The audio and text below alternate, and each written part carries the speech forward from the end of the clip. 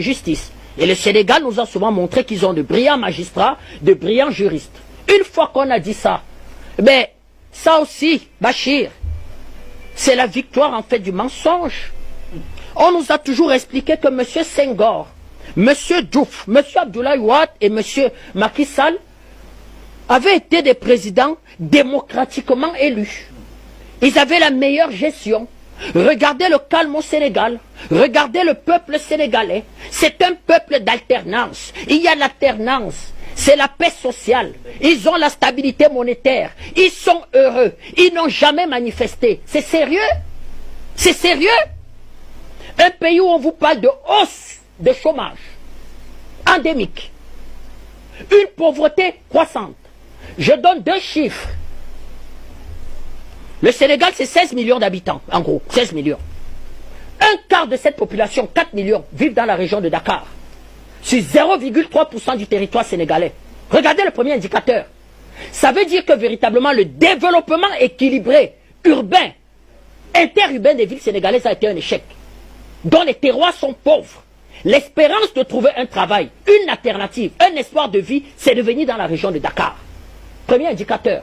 Tous ces présidents et démocratiquement élus, après des élections à 2 tours, ont trouvé ces indicateurs-là. Pourquoi ils n'ont pas changé ça? S'il y avait la vie partout au Sénégal, s'il y avait de l'espérance partout au Sénégal, ces jeunes qui jettent les cailloux, s'ils étaient occupés. Deuxième chiffre. Le Sénégal, c'est 4300 milliards de budget. Voté en novembre 2020, je crois, par l'Assemblée nationale. Vous savez quel est le déficit budgétaire? C'est 1400 milliards de déficit budgétaire. Parlons pour la maman qui nous écoute au quartier. Maman, c'est la différence entre ce que vous achetez hors de votre pays et ce que vous vendez hors de votre pays. À partir de là, le pays est pratiquement produit rien. Le pays produit rien. Quand vous savez que 70% de la population sénégalaise est engagée dans le secteur primaire, qui contribue à hauteur seulement de 17% du produit intérieur brut.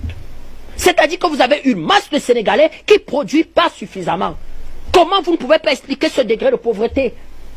Comment vous ne pouvez pas expliquer ça? Un déficit budgétaire abyssal. Aucun gouvernement sénégalais n'est venu véritablement mettre de véritables réformes structurelles pour amorcer et pour modifier ça. Aucun. Aucun. À la limite, on est même en train de regretter à la limite le vieux Wade.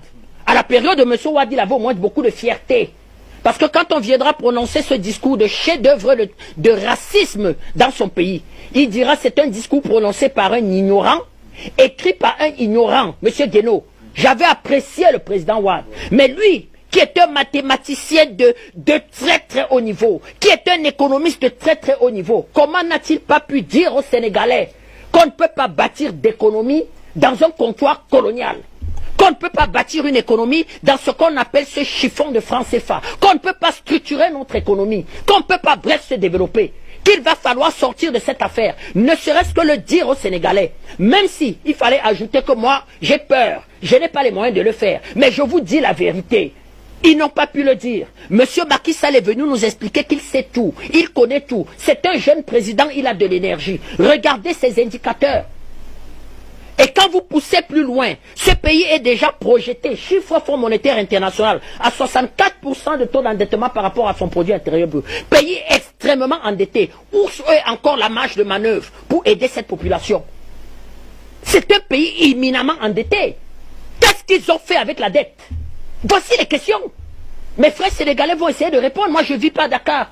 Moi, si je raconte ici les histoires qu'on me raconte de Dakar, on dira que j'exagère. Par contre, c'est un peuple baroudeur. C'est un peuple extrêmement travailleur. J'ai l'habitude de le dire à mes amis sénégalais, qu'il n'y a pas un centimètre carré dans le monde où on ne trouve un Sénégalais.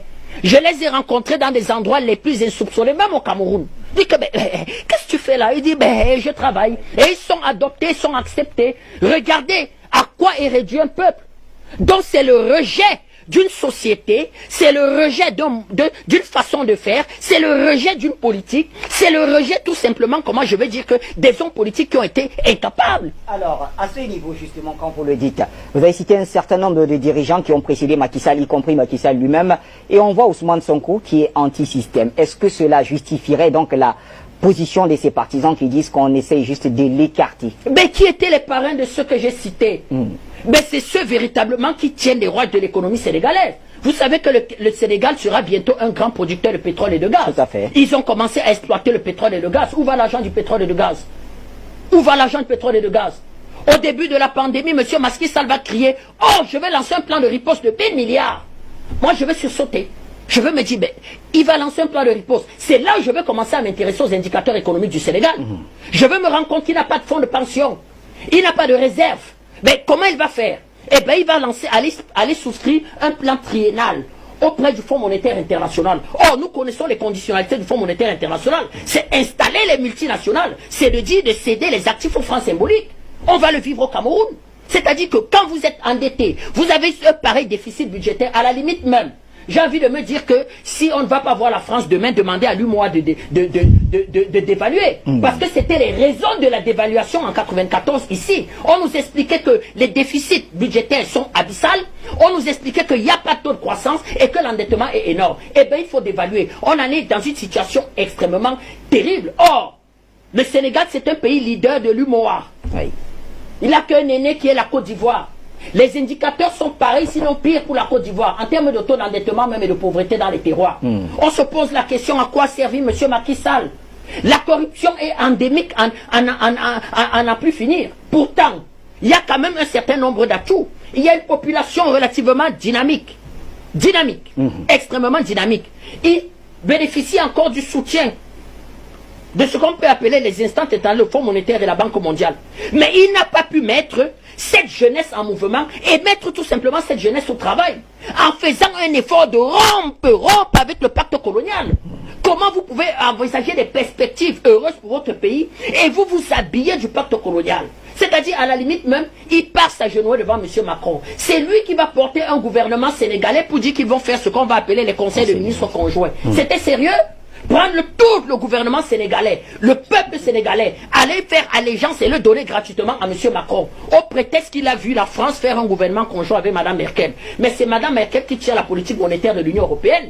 La Banque Centrale Européenne est calquée sur la Bundesbank. Ce sont les anciens cadres de la Bundesbank en fait qui définissent les grandes orientations, comment je vais dire, que de la politique monétaire européenne, dont Macron a intérêt pratiquement à être à genoux au talon, des talons de Mme Merkel quand vous regardez même le commerce extérieur. Mais M. Macky Sall, avec ses indicateurs économiques, je veux donner même d'autres, qui sont relativement désastreux, il en arrive pratiquement à mettre...